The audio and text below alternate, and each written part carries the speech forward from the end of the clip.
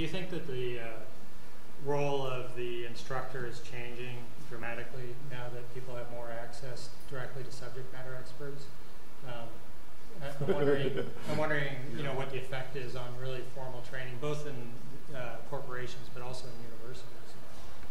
I do. You know, I mean, and you may have comments too. I think there are definitely a whole spectrum of new literacies that are required.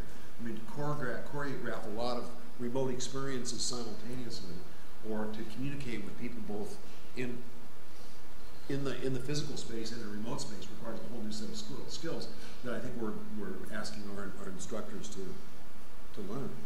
Yes, instructors are having to learn new skills, but it's also, the role is shifting a little bit as well, because as you point out, in the age of search engines where you can type in a question about a matter of fact, you can get as many answers as you want in seconds, yes. Less than seconds. And so then the question becomes, if the role of the faculty member is not to be the deliverer of information, you know, open your brain, I'm going to dump some bits in, and we'll send you off into the next class, then what is their role?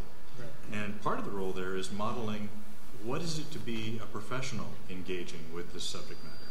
Yeah. What is the context of the quiddity of the content? You know, here's the thing, here's the fact, here's the Google bite that you got out of this. How does that fit into the bigger scheme of things? How should you feel about this? How does it relate to the history of the field?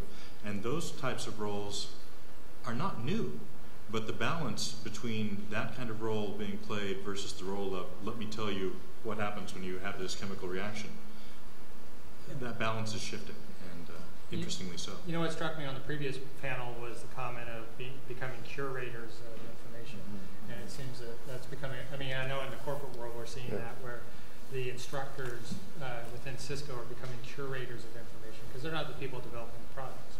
Right? So they're just becoming the vehicle through which the editorial function, if you will, is being done. And that's important because, you know, with the growth of information, there's too much information. And so that it's not to lessen the importance of that role at all. It's just, as you say, I think a shift in the